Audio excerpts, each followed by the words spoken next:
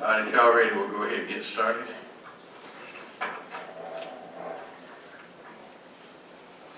Anybody have any changes to the agenda? I do not. Motion, the agenda be approved. Second. All in favor? Aye. All right, update from Parks and Rec, Kevin.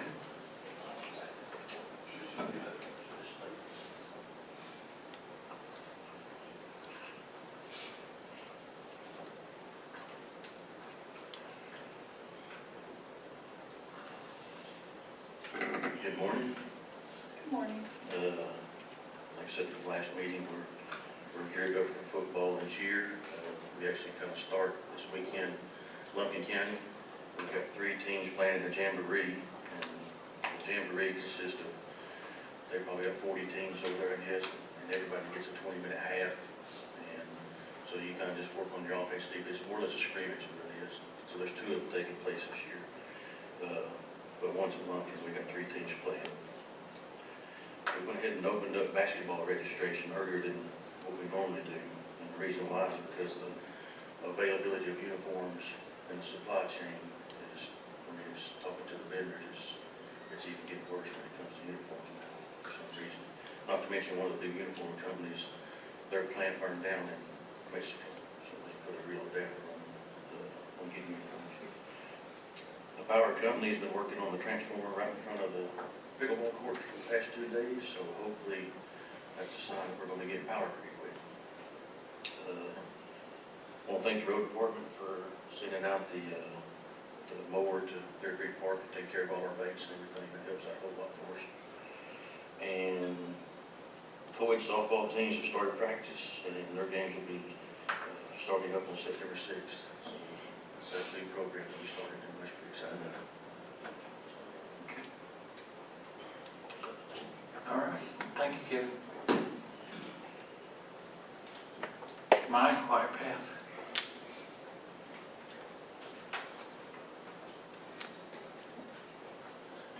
Good morning. I missed the last workshop, so on your Z-outs, you'll have 2 for June and July. And as you can see, they were great months. July was a lot better, not a lot better, but much better. Stayed right around that 2,500 rounds a month, so that's right where we've been, where we want to study. Don't have a whole lot other than toward the end of the month, they'll air fire greens. It's that time of year. And good news, the carts will be here Friday.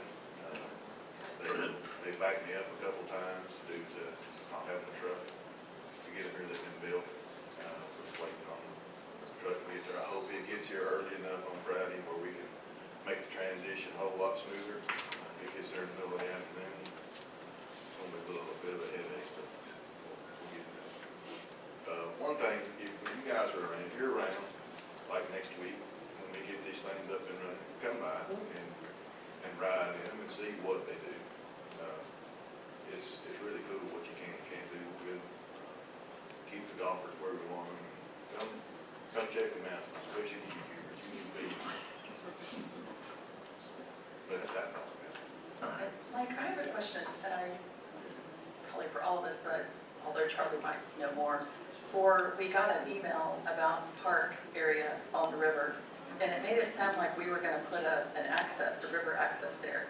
So I just wanted to ask about that. Karen sent me something the other day too. Right. I think that may have been the same one. It was just a homeowner, he lives on Focus, said he bought a house down there. That's part of that green space, and that green space there that we've had others come in and ask if they can cut. I had Art up there the other day. We don't allow them to cut anything through there, so I think that's what he's talking about. He did mention the park, but we're not doing anything to it. We're maintaining it, it's just cutting it, and it's being used just like it was. Right. I just want to clarify that. Yeah. I'll get with Karen and that individual. I'll send him an email and clarify what he can and can't do there. We have a maintenance road. That's how we get to our pump, and they can't build any kind of structures there because if they did, we couldn't get to our pump. So.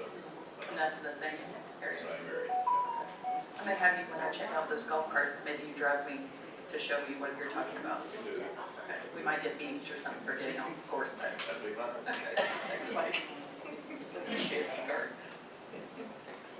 You know, those seats are wired if you take them where they're not supposed to go. Oh, you shot To give it a shot.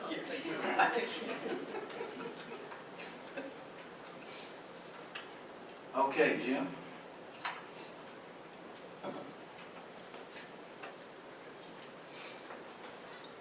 Good morning, Commissioners. I have a number of items that are on the agenda, so I'll, in the interest of brevity for Edwina, I'll skip over those and deal with them when they come up on the agenda. First thing in roads and bridges, I want to report to you that the Lower Carnegie bridge schedule has been pushed back a little bit, not much, by DOT. They now have December 16th of 22 as the bid letting, and that is actually when they put plans and specifications out for bid. It will probably be March or April before a contractor is selected and a notice to proceed is issued. So there's a slight change there, but in all honesty, during the wintertime, there would be very little work that would be done there. The 2022 Elmeg paving, we are working on that now. You have an agenda item, but we're requesting a change to postpone one road and add another road, and I'll explain that when it comes up. The Rock Creek bridges, the box culverts, I don't know if Roy's here. Box culverts have been ordered, and the last I talked to Lori, they were estimating some 2 months, I think November or something like that, Charlie, for delivery date. One of the, on the first bridge, that property owner has already consented to dedicate the necessary right-of-way that will be needed. We still have to meet with the property owner on the second bridge, but we've got 2 months to do that, and all indications are that we might be able to get that right-of-way. Any questions, Charlie? Do you have any questions? I don't. On our contract road paving, that is finished. Coleman's Trucking and Paving paved Legion Road, Roberts Ridge, Flat Branch, Turnip Town, and Mulkey Road. And all of the striping has been done with the exception of portions of Turnip Town Road and Mulkey Road. And weather is a deterrent to us. If it rains, you can't, if it's too wet, you can't put the striping down. The vineyards at Yukon contract amendment and that project has now been completed. The amendment was executed by the developer and a check deposited, and I believe that Sandy has the last disbursement ready for your signatures today, so that will close that project out. I want to make you aware of a request that we have made to DOT for them to actually take a look at the intersection of Turnip Town Road and Georgia Highway 52 East. With the increase in traffic and the additional traffic movements that we have there, that intersection has become very dangerous and is a high accident area as well. So we have started the process for DOT to actually look at widening the intersection out that would allow for a left turn lane and a right turn lane. And that process is just started in the last 2 weeks. We met with inspector out there and then have had discussions with their traffic ops people in the District 6, and they are scheduled to visit us this week sometime. So I'll let you know more about that as it develops. Hopefully, it will be a DOT project because it's all on DOT right of way, and no county funds will be necessary. I'm hoping. Any questions on roads? One of the things that I do want to mention to you, we have in the budget road striping. We have provided 2 contractors, Pro-Stripe out of Union County and Quality Striping out of Gilmer County. We have provided them with a list of some 40 roads, and we're waiting for estimates back from them now. As soon as we have them, we should be able to select a contractor and put them to work. Is it 250,000? Is that what we've got? Or? Well, we have 50,000 in our regular M&O budget, and then the graciousness of public safety, we may have another 200,000. Okay, so the question is, are we going to have to put that out to bid? Anything less than 200,000? I was thinking 200 was the, I think it's less than 200,000. Doesn't have to necessarily. You just need to negotiate the contract. I believe that's the threshold. So if it's above 200, then of course it will need to go to bid. Yeah, we've just had to wait until we get the estimates in. One of the things I want to make you aware of that we've run into the problem with the contractor paving is the availability of traffic lanes. And I know Kevin has got traffic striping for his parking lots and there, and it is a very scarce commodity right now. Most of the paint manufacturers will give them an allocation of 5 to 10 gallons a day, and so that's the world that we're living in right now, folks. yeah. Any questions on roads? Solid waste. Let me give you an update on the lift station project. The piping, all of the piping is on site, and I spoke to the engineer yesterday and the day before.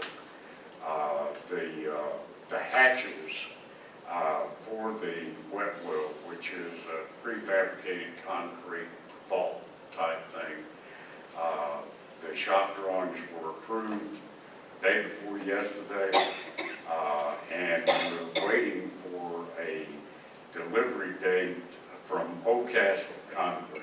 And Charlie, we dealt with Oldcastle on the, and we have not been able to get a date yet, but we're still pressing them every day with that.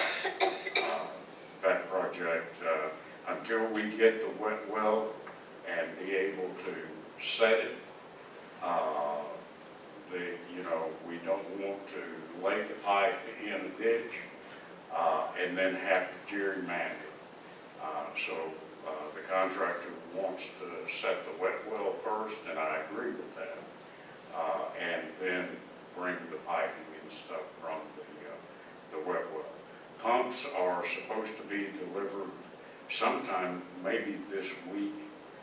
So the only thing that will be lacking is the wet well itself for the contractor to actually go to work. And they estimate that once they get all of the materials, that in a matter of 2 months, that they'll have that project done. So, with the exception of the gravity feed line going down Tower Road. And speaking of that,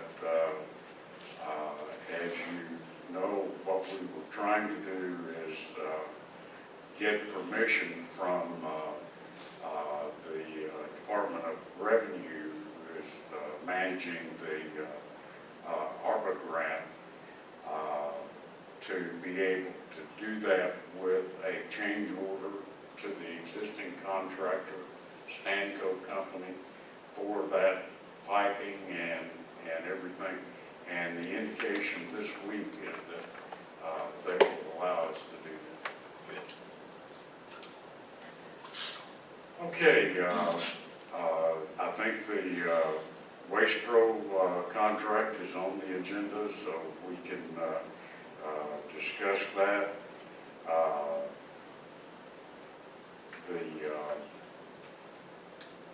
I think I reported to you last month, but if I didn't, the new convenience center building at the landfill is now operational.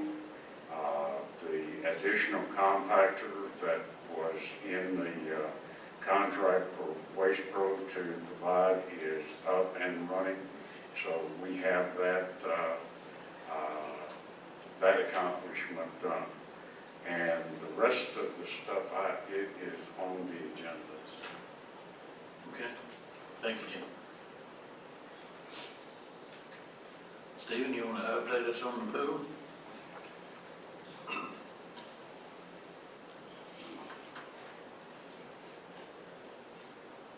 Morning, Commissioners. As I stated last meeting, everything was sent over to David. It's gone out to bid, and I guess they're going through the process now. Bids coming in. I've had quite a number of vendors calling, wanting to get information about the pool, about selling us different items for the pool, and I'll refer them back to the website. So right now, we're waiting for the date. I don't know exactly what date. It's Thursday, September the 1st, if I'm not mistaken, at 2 p.m. That's when the bid, okay. Has there been a bid received already? Oh, Have we received any bids? I haven't, none. yeah, it's probably a little early for a bid to be received. They'll come in that week, I would suspect. I've had a couple of people call me wanting to ask who has been bidding, and I refer them to the website. Were you able to speak with the architect, the engineer, and ask them to disseminate that bid request to their network of contractors? Yes. Yeah, we're working with them, and Scott from Corey came up last week, and we reviewed the decking area. A little bit of a change to the decking area, but it's not anything that's going to affect the bid. We're looking at put an additional area right off of where the diving area is, and just moving the fence. And that's the only change we made, but it's not going to affect the bid. So it's the same thing, it's just move it from left to right, so. But other than that, we're just waiting for the bid process, and then but we've got a lot of activity with suppliers wanting to get on board with selling us everything from concrete to kiddie pool problems. So I just refer them to my website. I'm going to take that as a good sign. Sorry? I'm going to take that as a good sign Yeah. that people are interested in it. A lot of activity going now, so. Good. Any questions? What about all the dirt that we were to put in the hole and pack? It's sitting over there. But I mean, let's say we were to be able to award a bid, we're not going to be ready to build the pool because of the dirt not being, Now, I've got 30 tandem truckloads, Jim wrote that I down. thought that's not our responsibility to, No, that's the I contractor. understood it was. That contractor will take that. What they're gonna do, what I understand from both the engineering companies, is they're gonna have to dig out the shallow end now and put it over in the deep end. And they're saying that a lot of that soil is usable, but if it's not, we've got the other sitting over there to fill it in. We can fill the whole thing in, but we're not gonna do that. I misunderstood that, I thought we were the. No, they're gonna do that. All right. Thank you, Stephen.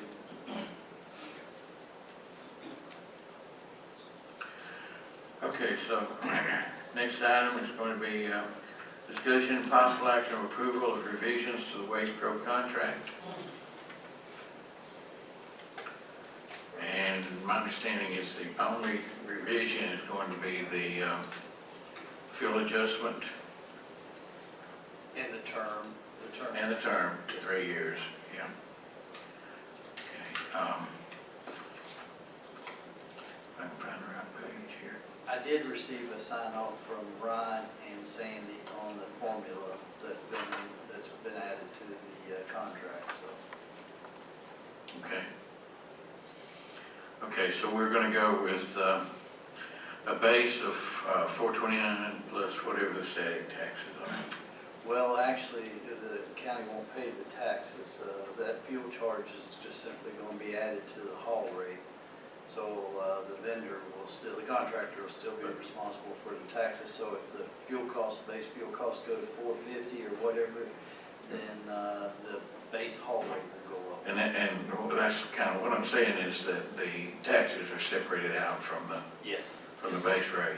So, Yes, sir. okay. All right. Any questions on that or I have a discussion? question, for item 2, it's a 3-year agreement with nothing mentioned about renewal. But in under item 5, it says, after 3 years, the company can approach the county to request a rate adjustment.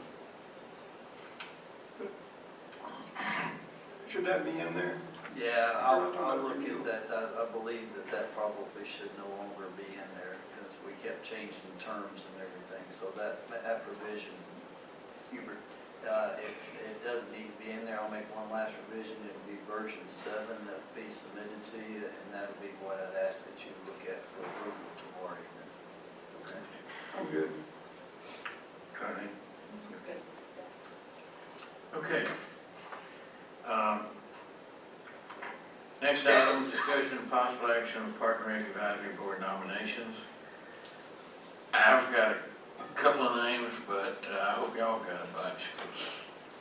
Well, I thought the idea was we would identify what the board, what its responsibilities are, what we think they're going to be doing before we ask people to serve. I think if I was asked to serve, I'd like to know what I'm to do. So I think we need to decide that before we start appointing people. Okay, and in that regard, I know Kevin has got a couple of examples from other counties, and we need to get some more. But I don't think those are as relevant to what we're trying to do.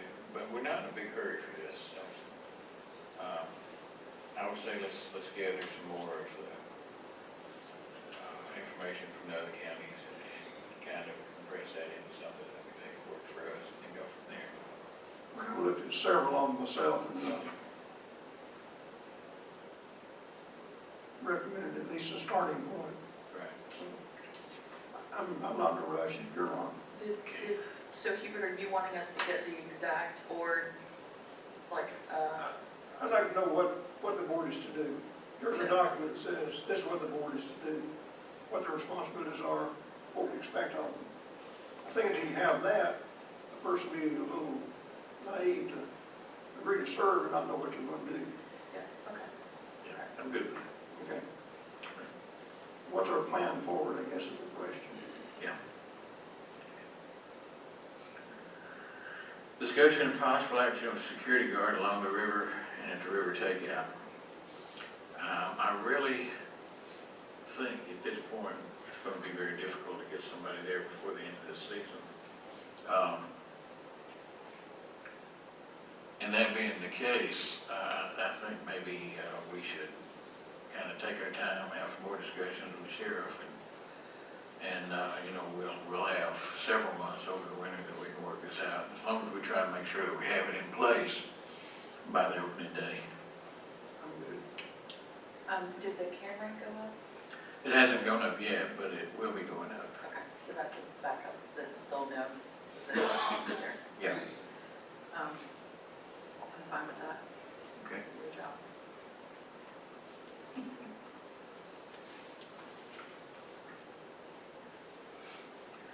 Okay, brings us to new business. We have some rezoning requests. First one is for James H. Connor, R1 residential low density to R5 residential multifamily high density, 24.98 acres.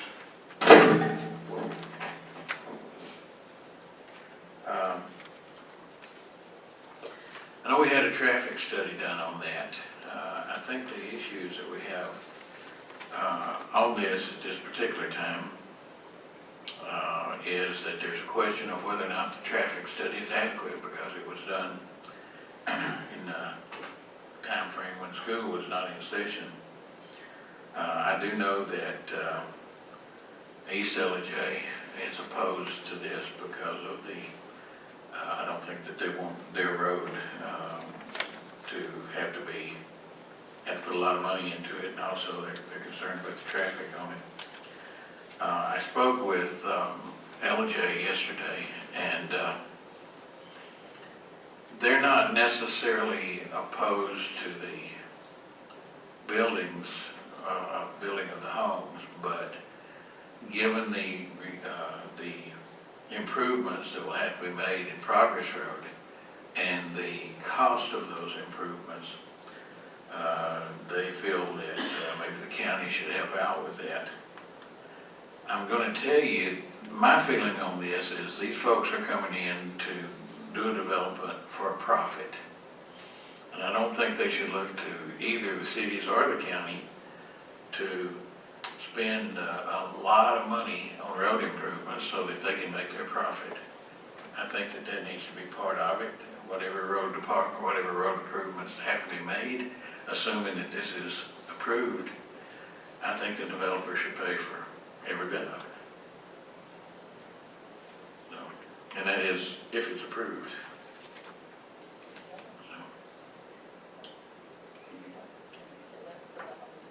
You can condition that road infrastructure improvements must be paid by the development at the time of the development, at or before. What type of improvements are we thinking needs to be made? I think the big thing is turn lanes On Progress on Road? Progress Road, yeah. Now, on, what's the East LJ Road? Mountain View. Mountain View. On Mountain View, in my mind, a whole lot more needs to be done on there because it would need to be widened and improved. And that is an East LJ road, and they are frankly opposed to that. I can't see it would need to be widened. I don't quite follow that. I know they don't want it, so I'm sure say it needs to be a lot of things done, but I don't see that. Okay. And there is a There's very little traffic now. Yeah, there's a hotel on that road that gets hotel traffic already, so I mean, The concern I would have with widening it is the length of the road and the fact that that project wouldn't affect nearly the entire duration or length of the road. I think turn lanes and decel, XL lanes are appropriate given the entrance, but to require an entire road to be widened, I think maybe an overstep there, to be honest with you. And that's fine. I will say from looking at the drawings on that, it appears to me that the vast majority of that traffic is gonna be on that road rather than Progress, because that's what's gonna empty out on 515. So, One other thing I would caution you on is if you do in fact build a contingency in there that requires them to make the necessary road infrastructure improvements, you may be in some respect giving a de facto veto to either one of the cities if you don't spell out what those road improvements are. yeah. Because then you can allow the cities to overstate those road improvements and make the project really essentially unfeasible. So I think if you do decide to condition it on infrastructure improvements along the road, you kind of narrow in on what those infrastructure improvements would be. To include turn lanes, be specific like that. Yes. Yes, and that way, because otherwise the cities could block it in some respects. I'm not saying they would, I'm just saying they could. Well, honestly, you know, if I'm the mayor of one of those cities and looking at that, I'd probably try to block it if I felt that way, if I was opposed to it. But I do think that we need to take their objections into consideration when we're doing this. Another thought I had on this is to add the condition of not allowing short-term rental. There's another townhome community in East LJ that put that on their developers that did not allow, actually the developer did it. But putting that condition on that to not allow short-term that So- way.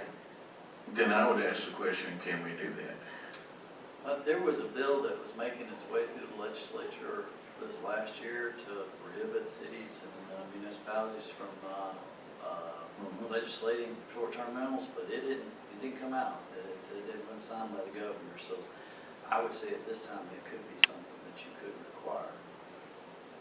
Now, somewhere down the road it could be challenged, but at this point in time, I do believe you could make that a condition as well. And there are several communities that are doing that now. That are in our same boat and, Yeah, I would say if we do go forward with this, I would favor doing that. I do think that there's a difference between having the communities and the developers make that decision versus us making it a condition. right, I agree, yeah. But, Rather us make it a condition. If we may hear from Karen on this one, she and I had a fairly lengthy conversation about the district that they've selected, and then actually Hubert followed up with a text shortly afterwards. So Karen, can you come up? As she's coming up too, I do want to say, I had conversations with business owners, specifically on Mountain View Road, and I'll say his name, he is out of town or he would be here, but Mark West, and being concerned about, he believes that the city of East LJ is not so concerned with the traffic as much as the dangerous intersection of 515 and kids possibly crossing the road.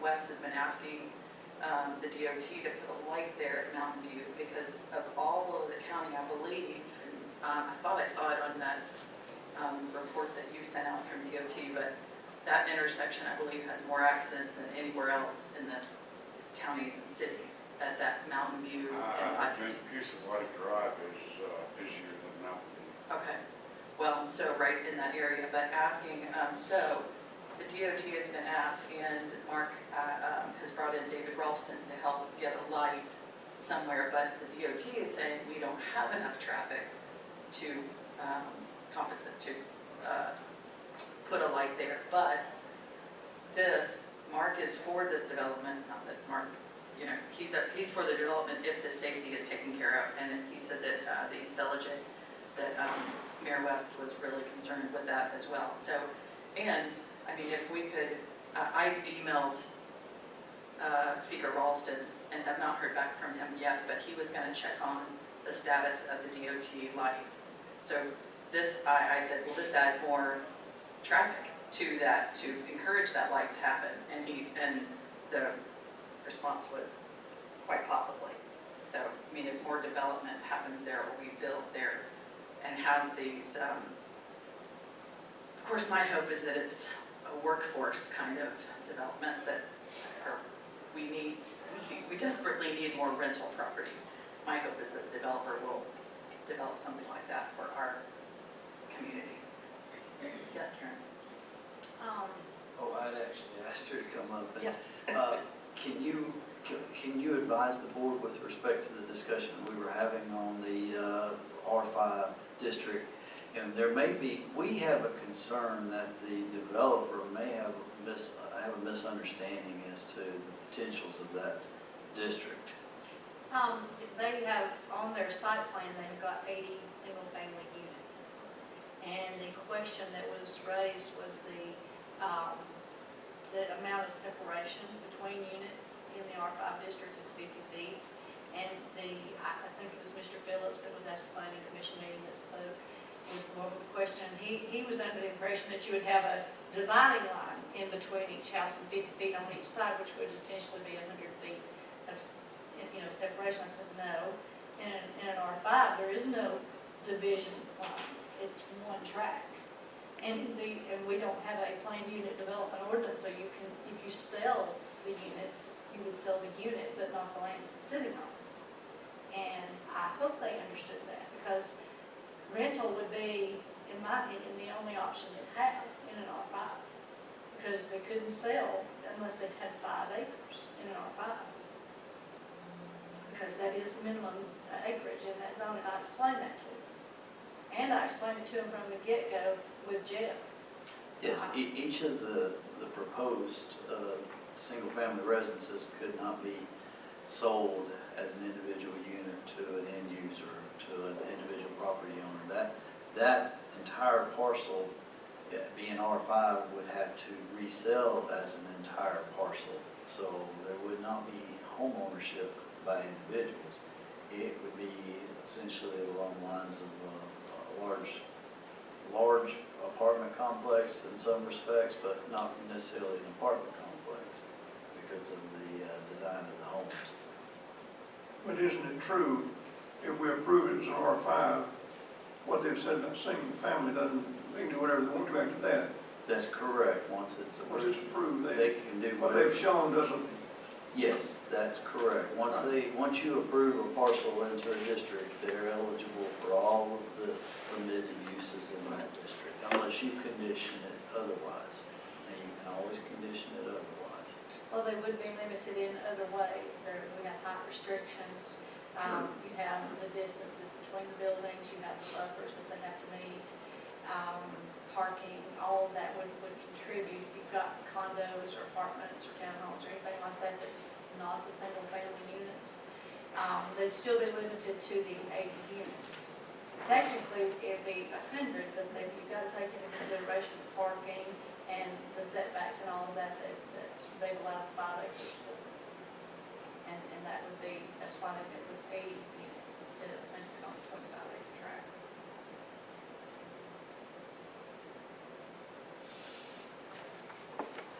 Now, they may change their mind. I don't know why it would matter, because if you change it to condos, townhomes, multi-units, like quadplex or apartment complex, if you change your mind and put those in, you're still in the same boat, but you can't sell the land underneath unless you sell 5 acres. And I think it would wind up being rental property, which you need, of course. yeah, depending on their, cost per unit, and the gentleman that spoke at the planning commission, he gave a range of 225 to 325, depending on whether there was a garage or not. And they could go down to 225, and hopefully, I don't know, you could get less than that or not, but depending on the square footage of the unit. That was based on single family. Yeah. You could probably get a little less expense-wise if you get a condo or apartment complex where you can have a smaller unit size and just 4 walls. to me, I feel like if there's ever a place, this is a good place. I mean, this makes sense. It follows our comprehensive plan, actually. That's where you've got water and sewer and that higher density of business. And it, for, again, ideally a rental workforce housing, and I'm talking middle class-ish, this, to me, is a great location. And going ahead and zoning it R5 would allow, if this developer doesn't work out, then someone else. Okay.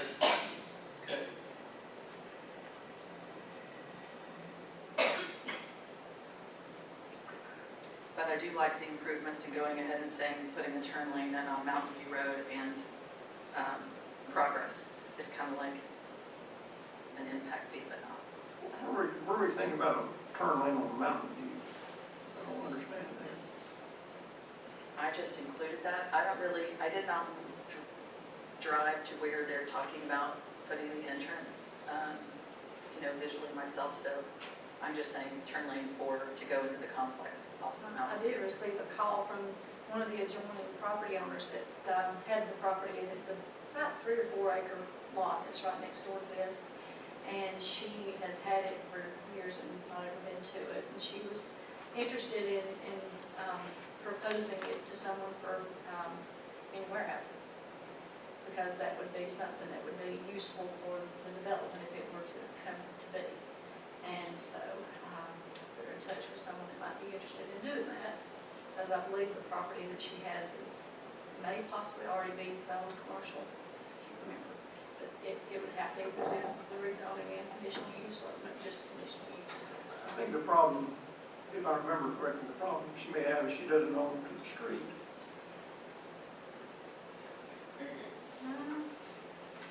There's a little strip there. Is there? Because now that's, but now where does it belong? Where does that strip, where is it? Is it with the adjoining property owner? Because, Where the road is built, because it curves. skip 3 feet. There's nothing that shows that, Hubert. Or at least not with the information that came with the packet on the rezoning. I haven't seen it myself. Now, that's not to say that it doesn't exist. So, I'm talking about the track you're talking about, not the, what we're talking about, you know. So that track's plan, the plat for that one has it on it. I'd have to look at it. It's a separate issue. I know there's 2 parcels there. It's my understanding, based on surveys, they do not have access because together. Oh, okay. Okay, well then that would of course present another issue. Karen, speaking of ingress and egress to the proposed development, I thought that they were considering 2 ingresses and egresses along Progress Road, and they weren't going to come out on Well, Mountain. that would have been if there was proof that they didn't have access to Mountain View. And Jeff went back and researched it, and according to him, they do have access to. So they're now wishing to have access along Mountain View. I think so. Yeah, I think they wanted two entrances from separate roads, and they've got the frontage on Progress to possibly have 2 on Progress, but that was not their original intent. Well, it makes sense that they would want access from Mountain View because that would be a much more direct shot to I-15, which is what makes me feel like that will be carrying the brunt of the traffic. So, That's what I was thinking, the turn lane. They've got the property to do that. Now, the traffic study asked for a right turn on, is it Kusawati Drive? Kusawati Drive, yeah, they recommended a right turn lane be put in place off of Kusawati on the 515. And according to the developer, they're willing to definitely put that in. But now that along with more work on Progress may put in a different offer. I don't know. was that when they were looking at both entrances coming on Progress? Because in that situation, No, it was just the traffic study in general. Because the traffic study did all the roads and the traffic on all of them and what they would see as a need. I don't understand it from Kusawati if they have Mountain View to get to 515. Yeah, Why I would was they go not- to Progress and around? I don't know, and I was a little puzzled by that as well because they according to the paperwork that we were given, that do have access now. And then you could get a light at 15.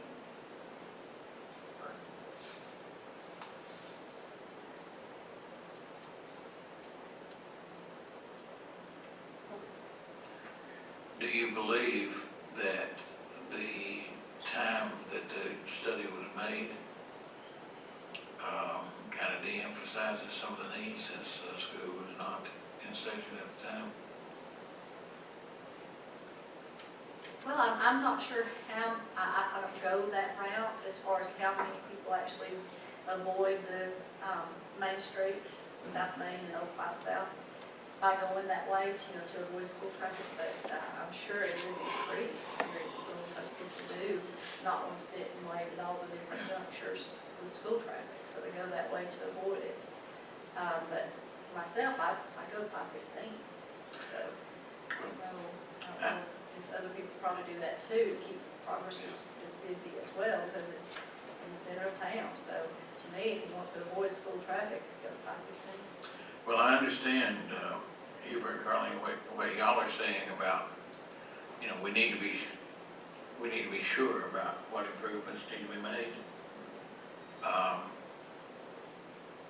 And we need to be sure of that. Once we are sure of that, though, I think that it's going to be imperative that we condition this on the developer funding all those road improvements.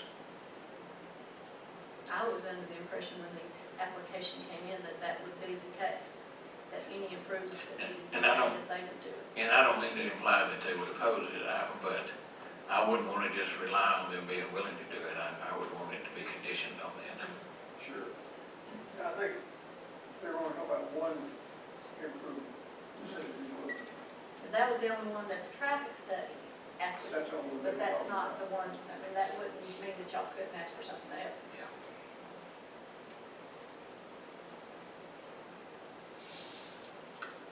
Well, I can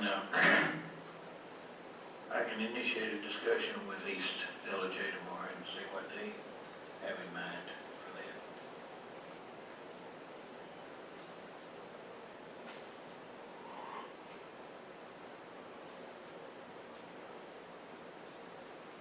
If you think that would be helpful.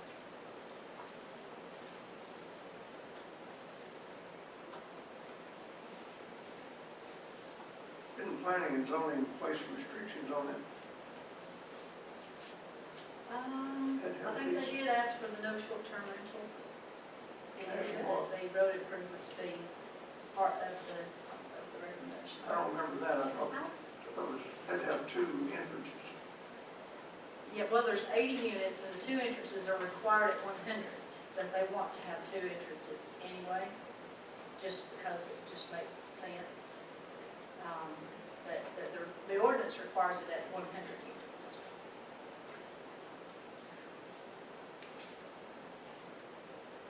I just want to make sure we understand what restrictions, when they approved it, what restrictions they put in. I would have to go back and listen. I thought it was short-term rentals and road improvements, but because, they were asked to give restrictions on the amount of money per unit, and the board was not good with that. And they didn't feel like that was their place, so.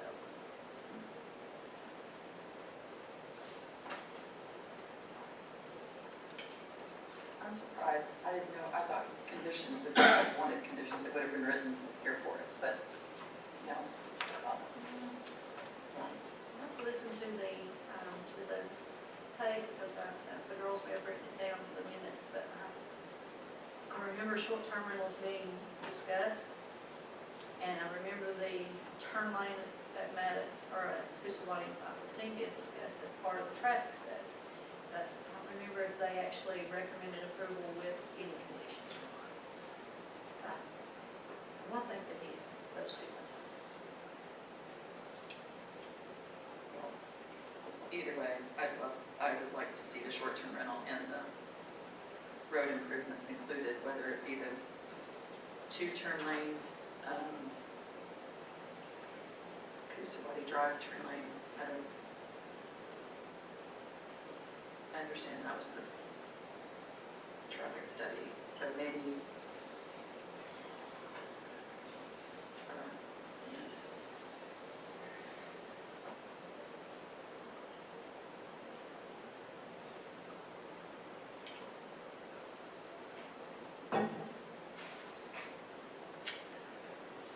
Well, do we have further discussion on this one for now?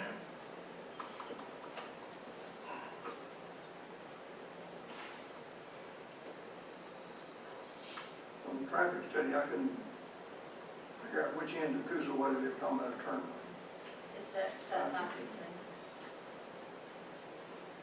Because it's just I think it's just stop right there. I think there's a way, like, you know, at parties, how you can bear right and keep going. I think that's kind of what they're referring to.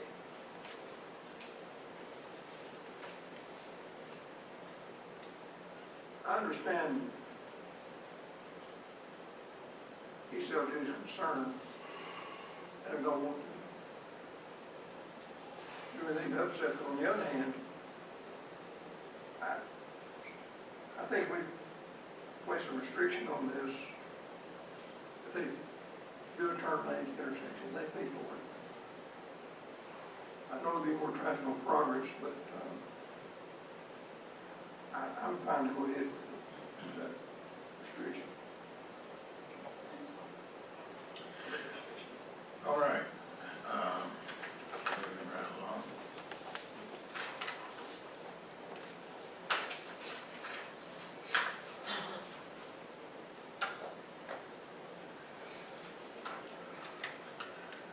We have several, let's see, 1, 2, 3, 4. We have 4 that appear to be related here. All of them are R1 to A1 for Kenneth Walker. All of them for the purpose of combining with adjoining property for tax purposes. I'm good with all of them. I'm good with all of them. Okay.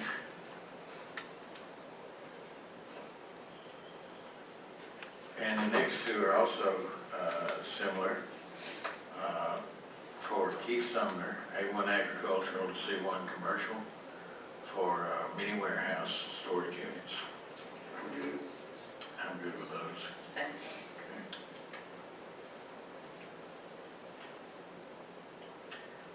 Okay. And the next one is request for approval for the application of Michelle Raphael at Rue Mountain Winery for an alcoholic beverage license. Karen, everything is in order for that?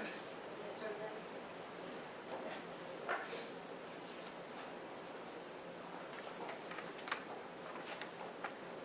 Yes, sir, the advertisement in the Courier was last Wednesday and today.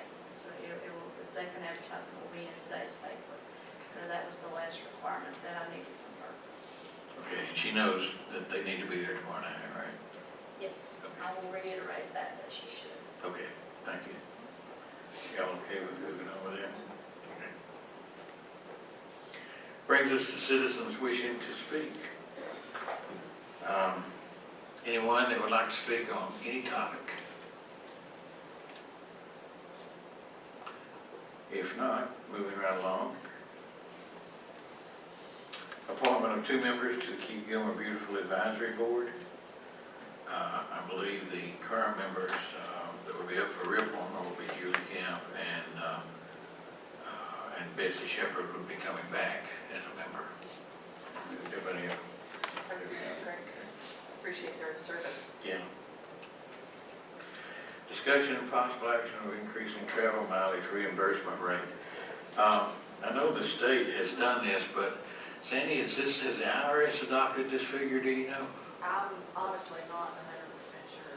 I can find out for tomorrow. Yeah.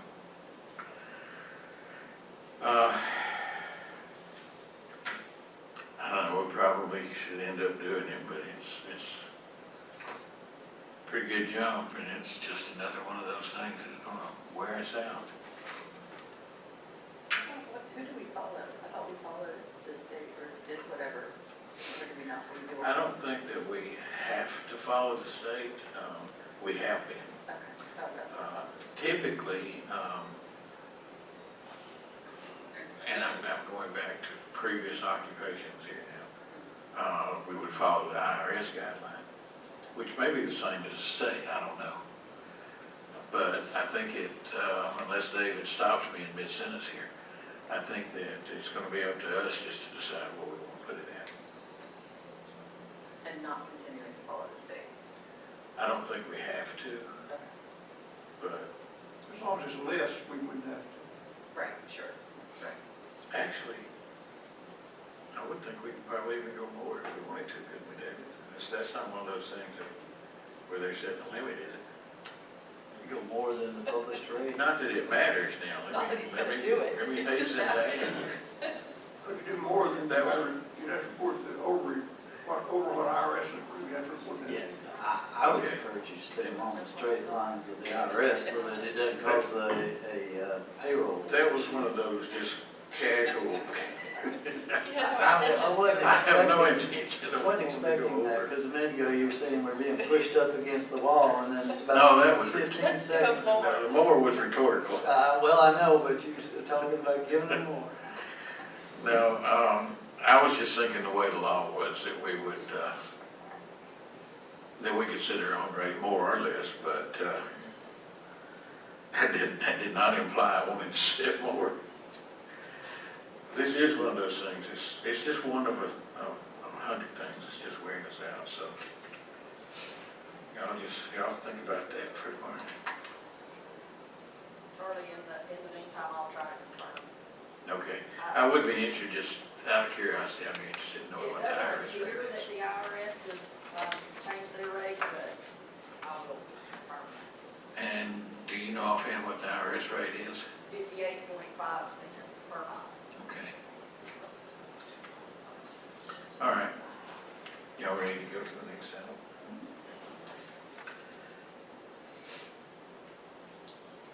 Resolution to transmit the 22-23 annual update of the capital improvement element for Gilmer County and the cities of LJ and East LJ for review. I think that's just kind of a technicality there, so. Discussion and possible action of approval of solid waste grant application submission. Jim, you want to enlighten us on that?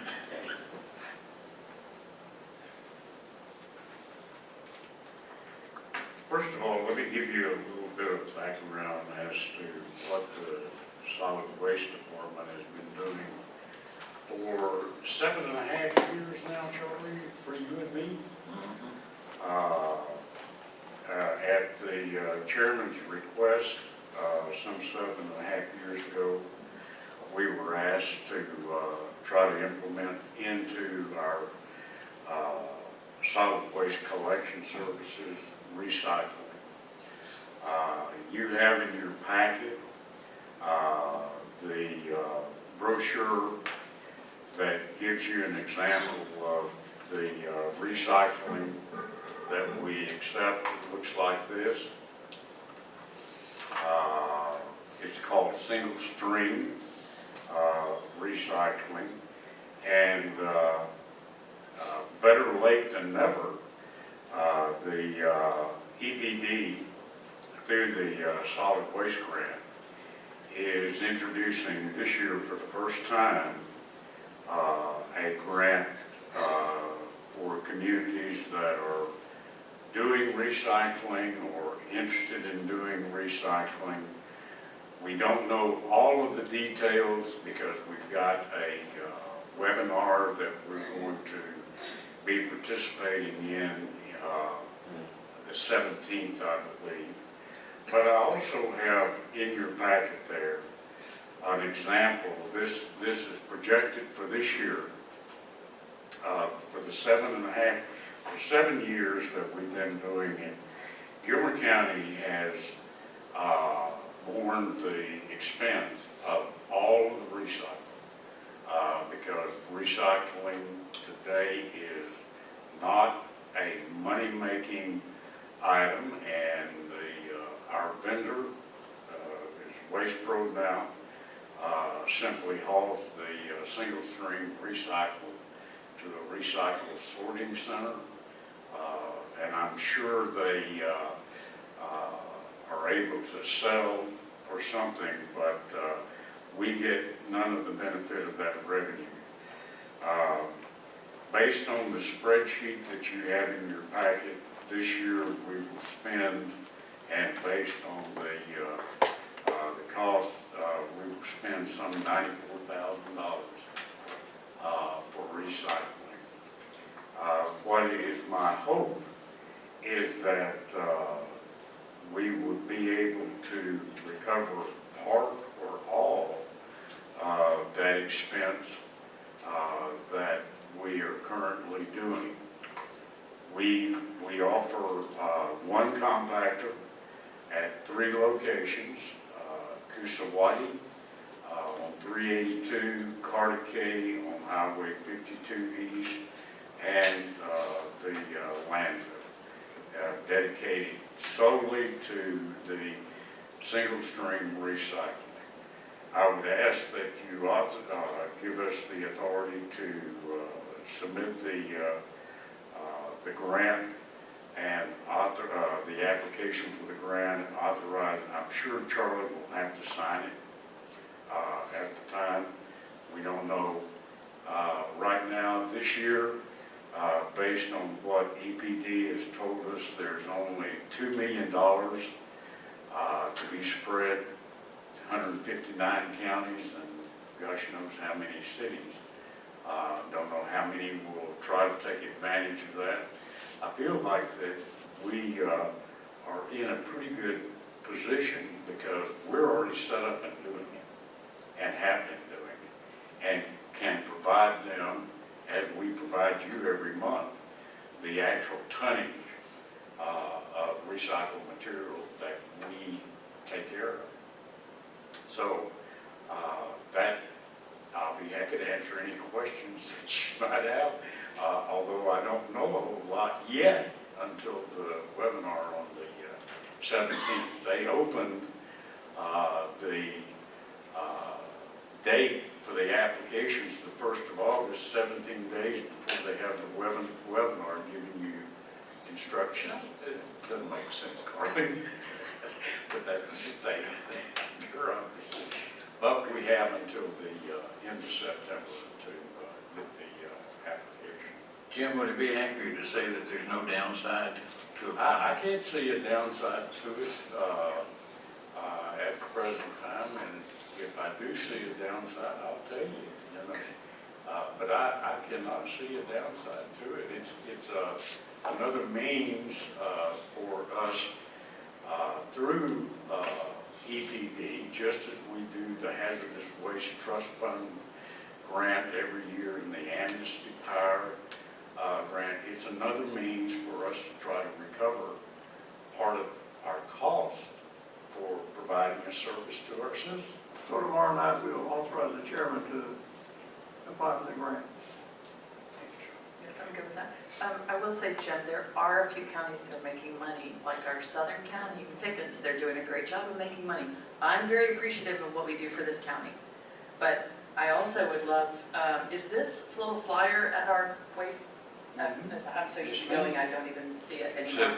It's at all 3 of them. Perfect. And we could even put something, and I mentioned it to Keep Gilmer Beautiful group, a sign that if you want to recycle glass, that they do it in Pickens. They do it in Pickens. I said, we are encouraging anyone to recycle anything there, because I know this does cost us money here. Well, Karleen, and I appreciate what you're saying, but I have done a little investigation in the Pickens County Recycling Center, and if you guys want to come up with $4 million. No, I'm saying, we don't.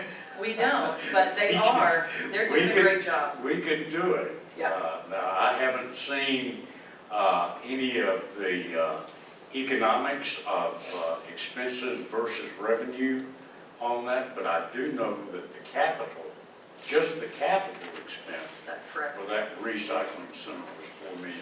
Yeah, I think he's about almost paid off his glass mulcher or glass crusher. In fact, he had to buy a new one. And now our vineyards are some of them, Chateau Maitre is taking their wine bottles to Pickens to recycle. And Keep Gilmer Beautiful is trying to get the other vineyards to do the same because that's so much glass. They cannot reuse their wine bottles. So that's so much glass. But anyway, They're doing a great job. Anybody in Gilmer County, feel free to take all your recycling to Pickens. We have no problem with that, and they do. But I appreciate what we offer here, because it's important. So, Tim, this, before you leave, this restriction that we have on the recycle, that you can't put any plastic bags in there. I'm assuming that was to keep people from kind of throwing garbage in there. Yeah, Rather than and recycle. plus, well, yes, Charlie, you're exactly right. Because what that does, if they throw garbage in there, Yeah. it contaminates the whole Right. complex. And also is because these these single stream recycled sorting centers, that's what they accept, you know, so we're kind of restricted by the vendor as to what they can do, but primarily, you're right. If regular garbage goes in there, it can contaminate the entire compactor load. Well, and I understand that and agree with it. The question that I have, and I know we have a situation like this at the courthouse, in terms of shredded paper, but for my example, I'll tell you about, that I'm in the middle of shredding about 20 years worth of old financial things. And I'm getting these big, black long bags full of shredded paper that I would love to recycle, but I have a feeling that if I start just dumping shredded paper in that recycle bin, it's just gonna go everywhere and be a mess. Well, that's true, but I believe that we accept, and I can verify that. Can I? If it's shredded, we can accept it. Can I, okay. Yes, normally if there's shredded material like we have from the office or something, we take it up there, I take it up there when Clifford's there. Yeah. And he will wet it down with water hose after it's dumped upside down, and that keeps it from flying all over the place. Now, of course, I never empty it when there's a great deal of wind up there, but Yeah. and he's there, what, Monday, Tuesday, Wednesday, I think? Just if you'll take it at the same time that he's there, he'll be happy to spray it down, and they do accept it on that recycle side. Okay. But it seems to be though that it shouldn't just have to be when Clifford's there, that should just be the norm. Yeah. It probably is, and I don't want to suggest it isn't, but Yeah. I just have a better, I work better with Clifford. Clifford's the old standby, Monday, Tuesday, and Wednesday, I mean, you know. it's, I take mine and dump it out. Yeah. One time the guy said, no, don't throw it back in, rather dump it out. So, he said, put a little bag in there? Well, that's what I would get into in that particular situation. It might be better just to put the whole bag in there, but, you know, I'm fine with dumping it too. But we have a lot of that coming out of the courthouse as well, so. And I've never asked how it was handled. The courthouse is becoming a very, No, don't say it. No. I will say Pickens will shred it, and they send it to for I'm toilet teasing, paper. I'm teasing. And then you can sit in your car and watch them shred it for you. Well, it's already shredded. But they'll, if you want to, done there. They'll shred it. figures will shred it. Wow. They can shred it, you can sit in your car and watch them shred it for you, and they sell it for some toilet paper making company. Maybe I don't need to be going through that little hand shredder, or whatever you call it, with 20 years worth. Yeah, they shred it for free. So, Plus, you've got companies that will come right now, do you not use them? They'll shred for you. They'll They come charge, to you. they charge.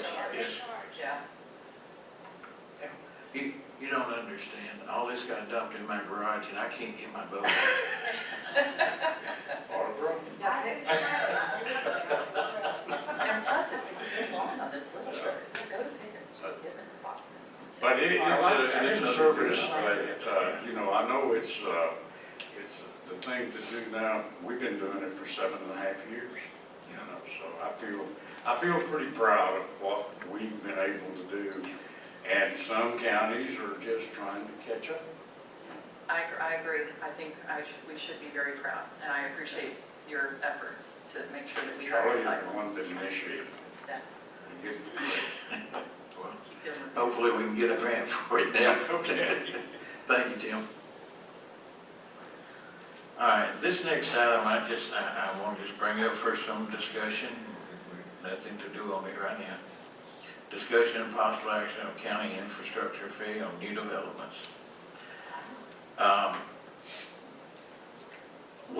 A good example of that, I think, would be this 80-unit thing that we just talked about. Although it's closer in town, where it probably wouldn't be quite as bad a situation, but we've got some of these that are coming in that are already in place, already being built out, that are hundreds and actually even thousands of lots that are going to be coming online here at some point. How many did you say? Well, with Bill Holt's stuff, it's hundreds or even over 1,000. Okay, I thought you said thousands, so yes. Oh, even over no, 1,000. well, I'm just clarifying. hundreds or, I did say thousands, but that just meant over 1,000. Possibly over 1,000. And those are already approved and being built out right now. And they're not near any particular thing. Like these 80 are near some stuff, but. And Jim took us on a tour, and Keith the other day, of some of these developments that are in progress. The bottom line on this is once these things are built out, we're looking at having to build additional firehouses. We're going to have to buy fire engines, ambulances, all that to fill those firehouses. We're definitely going to need more ambulances because we've got to place them a little bit closer into some of these units, some of these developments than what they are. We'll have to staff those firehouses. We're going to have to improve roads. It is going to be, I mean, we're looking at a potential nightmare here for Gilmer County down the road.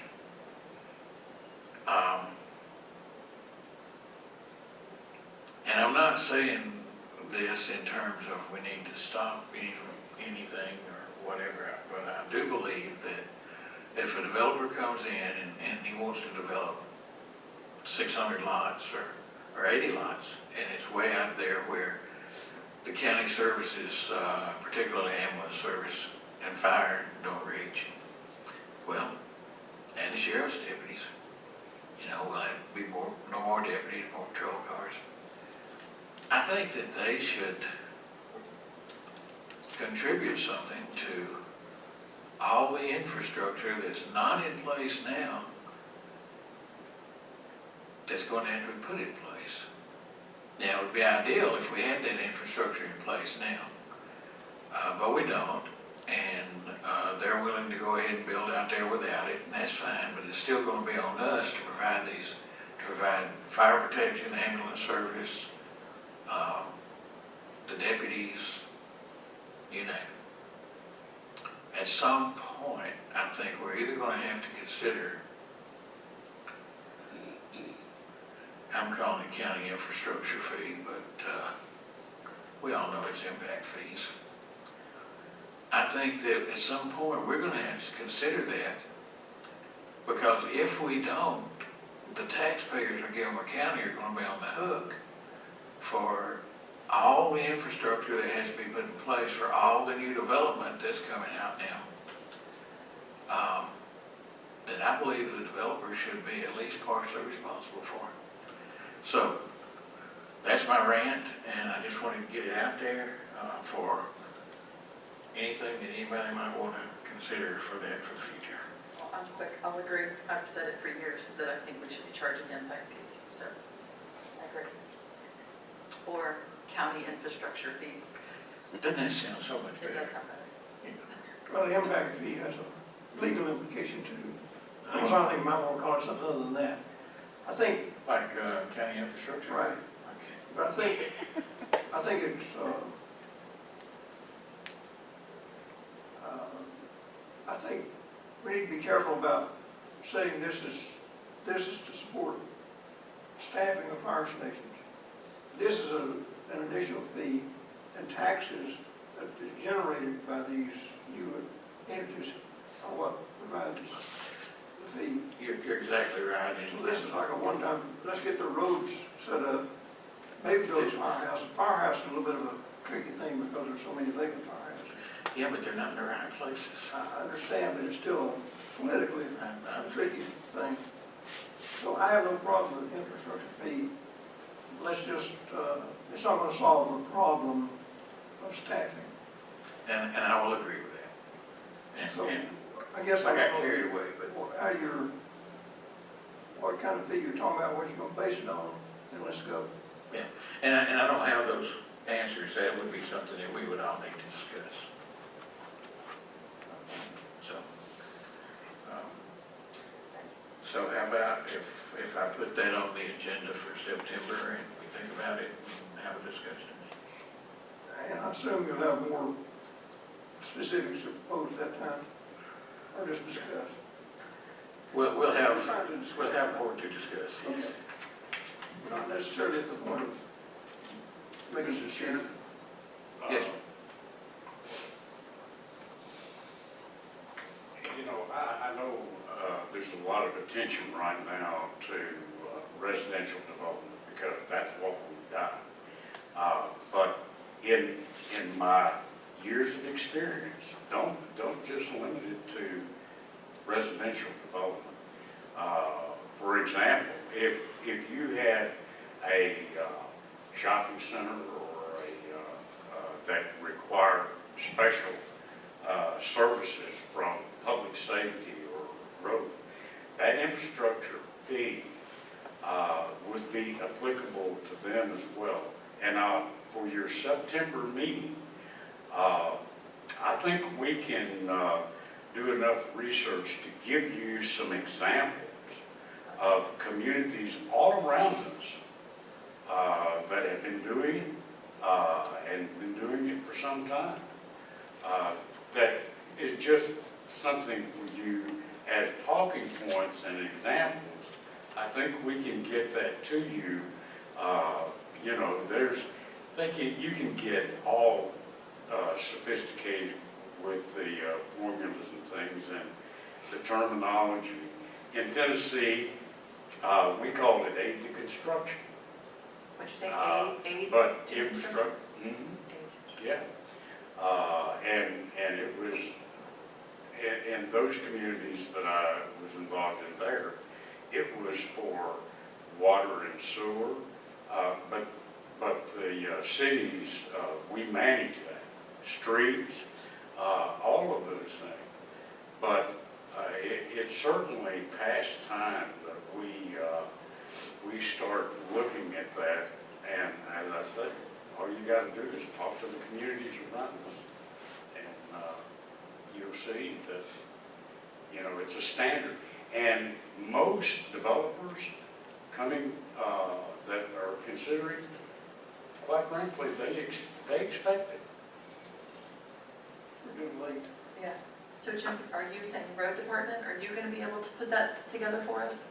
I can, we can do some research and get you some examples to start looking at, yeah. That would be great, and maybe like 3 or 4 days before the meeting, Oh, so we can look at it. I'll give you a few hours before that. More than a few hours, please. Okay, and the commission would like to, The regional commission, Regional Commission is a good resource for those types of things, and but hey, we've got them just 16 miles south of us, east of us, west of us. I mean, it's all Okay. around. That would be great, thank Okay. you. Everyone, can you put that on your agenda, please? All right. Discussion and possible action on rural fire defense agreement memorandum of understanding, including the Georgia Forestry Commission and fire departments in Georgia. And I'm going to ask our fire representatives here to explain to me why it is that this is the 18th time we're doing this. Good morning, Commissioner. Good morning. As you know, it is an annual agreement that's renewed on an annual basis. So It's just my problem with annuals going by so fast I anyway. know. Sure is. And talking with my deputy chief, we're gonna give it some deep consideration over the next year as to whether we'll continue with that agreement, going into '23. Okay, now assuming we decide we're not gonna continue, we'll have to return the equipment that's there. Yes, sir. So there's 2 knockers, one at Boardtown and one at Mountain Town Fire Station. Okay, Basically pump and roll capability, they're trucks, forestry capable, and we maintain those pieces of equipment, and then if forestry was to need it, we would actually respond it for them. okay. So they're not utilized, a highly utilized piece of equipment, so. So we need to approve this time, and Yes. over the next year, we'll see if we want to continue it. Is Yes, that- sir. Yeah. But that's a fortunate thing that we haven't needed it, right? That is we very haven't had fortunate, forestry yes, fires. yeah. So, That work for y'all for now? Sure. So, thank you. Thank you.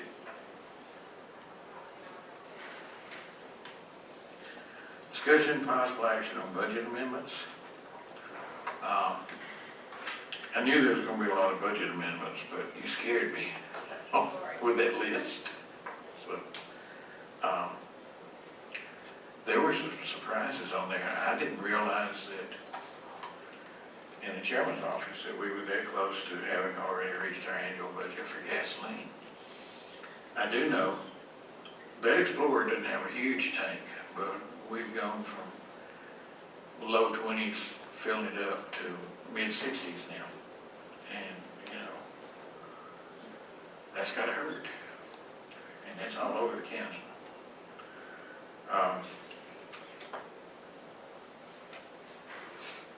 Some of these things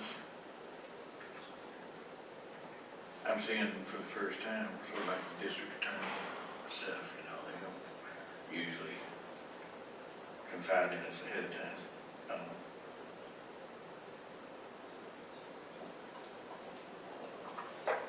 But it's some significant money here.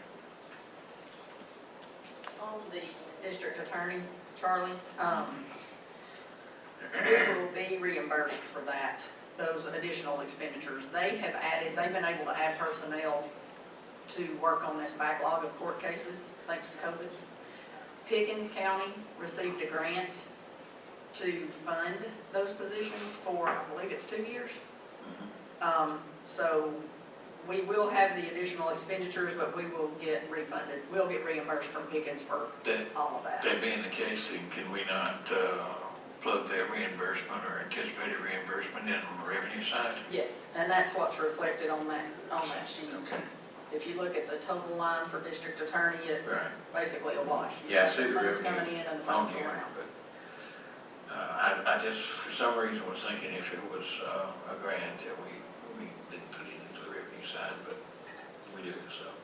Well, it's a grant for Pickens, it's a reimbursement for us. Okay, I got you. Pickens received the funds, and then the Yeah, I see what reimbursement is you're for the extra personnel. Okay.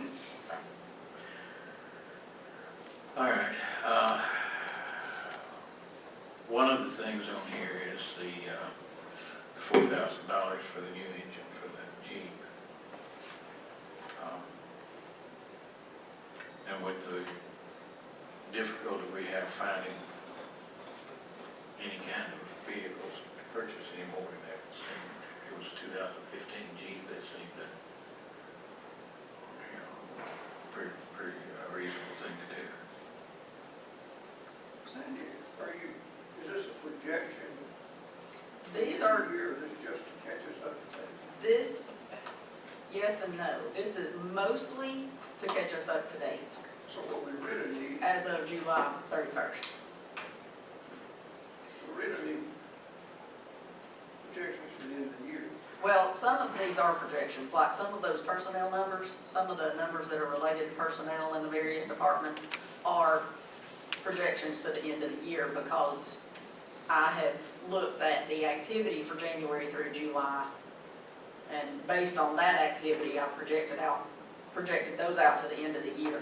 Some of these additional expenditures are one-time annual, like the motor rebuild on the Jeep and things of that nature, are one-time things that I'm hoping we won't have between now and the end of the year, but if we do have anything any other items like that, then we'll address those later on in the year when we look at budget amendments again at a later time.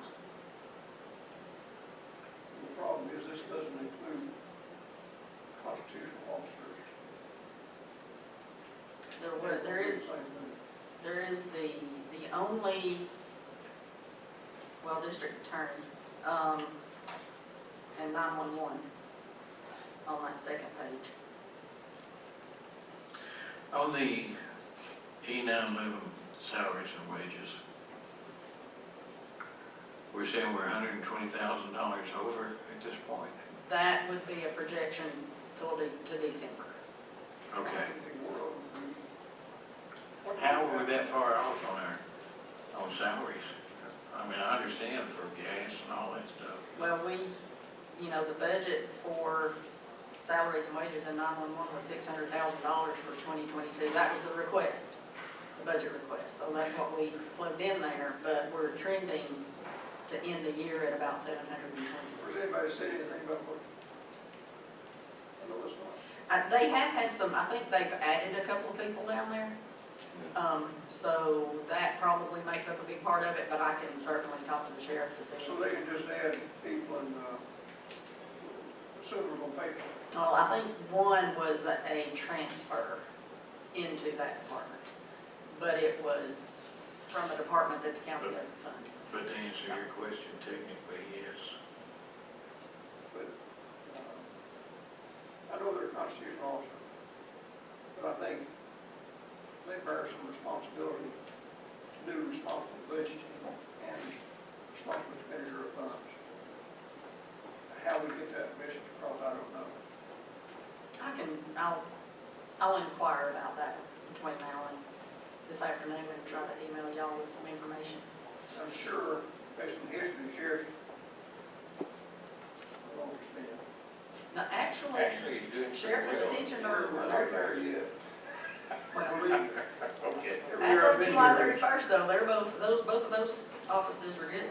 So this is the only one that's, Well, there'll be some written explanation as to what's going on. I'll talk with him today, this afternoon.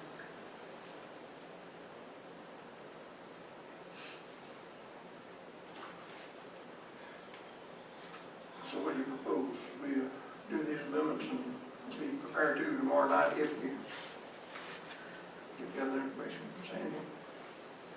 We can do these and it'll catch us up and put us forward looking on some things. If we do that, I can pretty much guarantee you we're still gonna have to do it in the year and true up. And that's The part of this is my effort to try to keep us from getting to the end of the year and having that budget amendment issue with the audit report and that kind of thing. I'm trying to be proactive rather than reactive. Thank you. So, you're welcome. Thank you. All right. Thank you, Sandy. Thank you.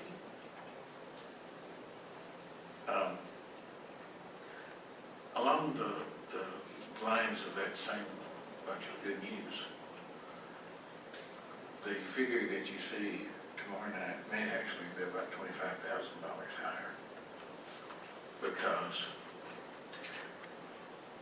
we have done an awful lot on modernizing our computer lines, the PCs that people use. The idea was that we would swap them all out over a 2-3 year period initially. And then we were told that any PC that's running Windows 7 is a risk for ransomware getting into the system. So we said, okay, fine, we'll just swap out those computers that are running Windows 7. I swear, I think every computer in the county must be running Windows 7. So we've spent, at this point, I guess, around $45,000, and we've still got a lot of PCs we're going to have to replace. So I'll probably be asking Sandy to stick some additional capital IT money in there for y'all to consider. along the lines of more good news. Okay. I know the gas tax being removed is gonna help us out. It hasn't helped us yet. Well, the only thing I can say is heaven help us if it wasn't removed. That's true.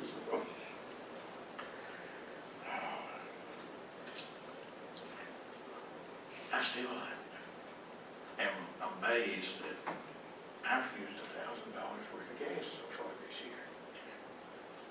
If you'd have asked me yesterday, I'd told you $300-400. Well, you know, you can fill it up for $65 a few times, and that does it. Okay, y'all ready to move on? Discussion and possible action of change order for the lift station contract. You can delete that one. Okay, then we will, if y'all okay with it, we'll look at that. Discussion and possible action of amendment to the 22 local maintenance improvement grant. Jim?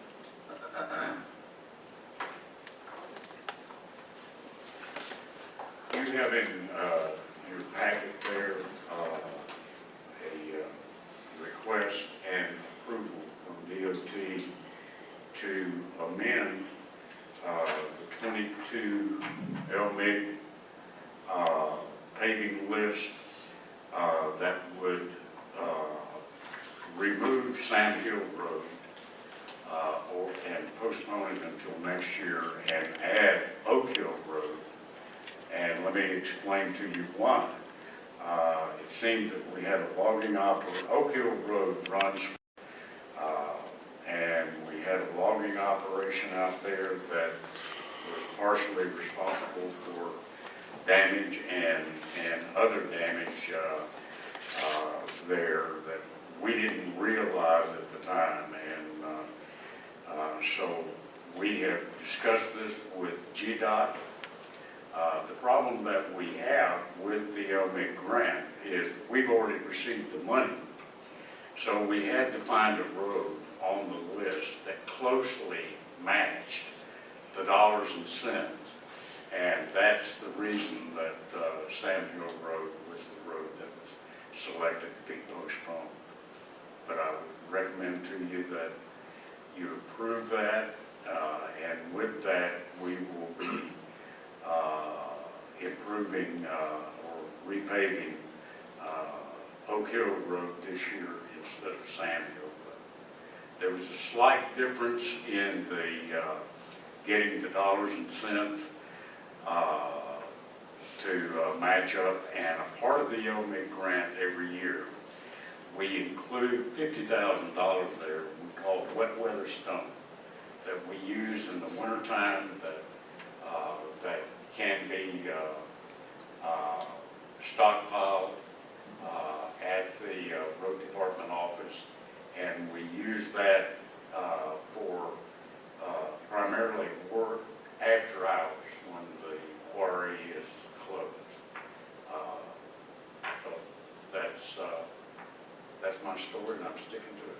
The only question I had, the letter from GDOT said, it is perfectly fine to replace 2 roads.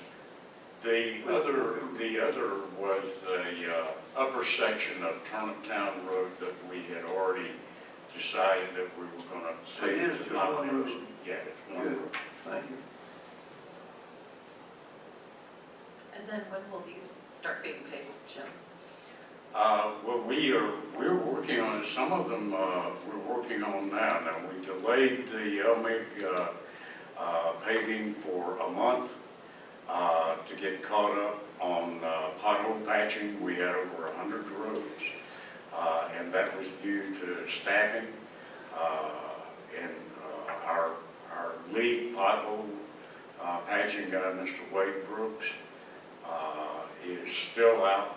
He's been out 12 weeks, and we expect him to be out another 12 weeks at least. So we had to delay that. Pleasant Valley Road has been done. We also are currently working on Henry Evans setting base and stuff. So we're working on the 22 LMIG paving right now, Carleen.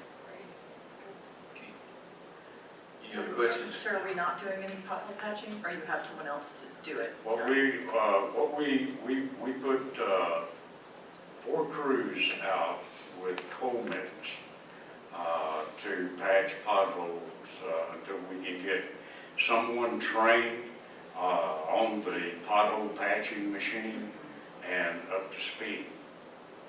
So I should wait to add my road again to the list?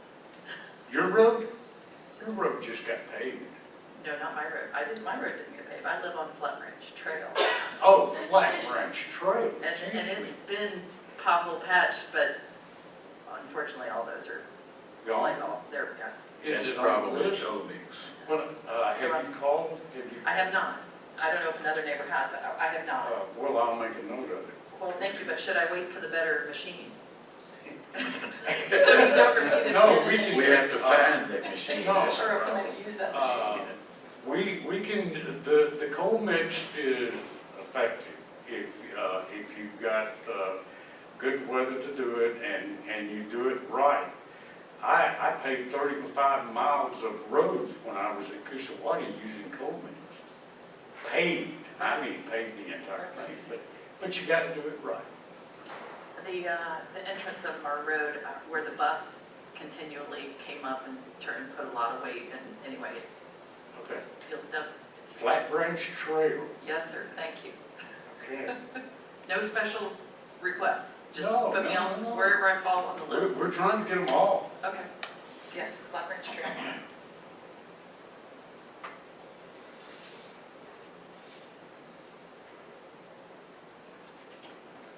Carolina's gonna stand here. I was gonna say, don't leave. The next. Okay, so next item is discussion and possible action on Corey Engineer contract and invoice for Chelona Road.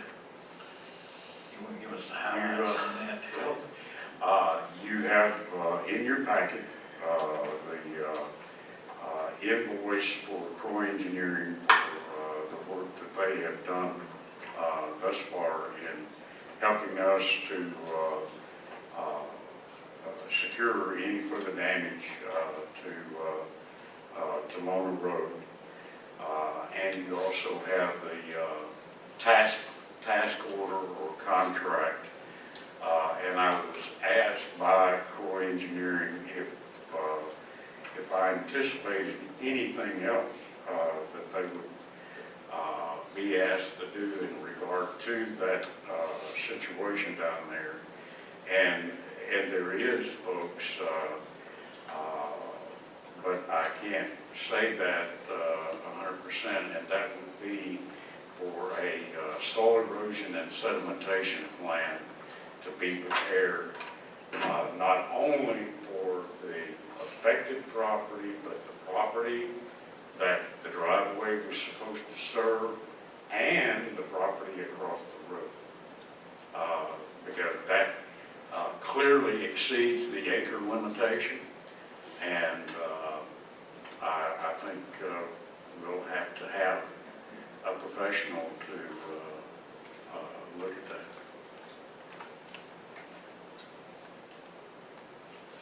I'm not saying that for sure, but that's the reason I want the contract to be left open.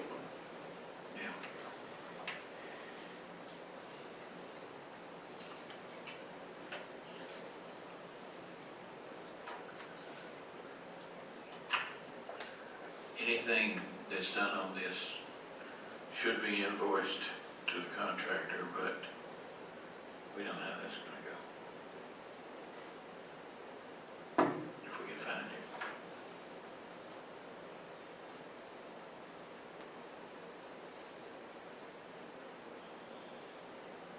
Any questions on that before we move on? Okay. Appointment of a member to the Department of Behavioral Health and Development Disabilities Planning Board. I don't have a name. I was hoping money on, but I called yeah, I saw that. Oh, for the, you talking about somebody else or the current person? someone else. Yeah, that didn't, I'm not. Well, we'll try to come up with a name, but, typically on something like that, they will, you know, request a particular individual, or they always have in the past, but I think this time it's like, it's on us, and we just do what we can. But do were you able to get in touch with them? Or about your contact? The contact I had, she has resigned, so I don't know who to contact. Okay, item number 20, I would say we probably need to just forget that for now. If it's something that we want to do, my suggestion would be to discuss it with the 23 budget. Okay, 'cause I wasn't sure what we're talking about. That was that thing where I sent you the link for surveys and such. Oh, that's fine to delay, yeah, Yeah, okay. I'm not sure. You okay with that? Discussing possible action on approval process for change in the use of capital funds. Recently, I have no problem with this, recently, you mentioned that we needed to, the fire people needed to, rather than use money we set up for maintaining facilities, move it to something else. And I have no problem there. I think that what we need to do is there needs to be some formal action. Otherwise, Sandy, I would hope, would say, no, there's not, there's no way forward. So I think we have to take action on things like that. Okay. I would bet you that we just, We'll get the particulars and have that ready for tomorrow night. Right, Sandy? Okay. All right, let's see. Now, I'm going to make two proposals here. The first is that we take a 10-minute break. amen. And the second is that when we get back, I would like a very short executive session. Good.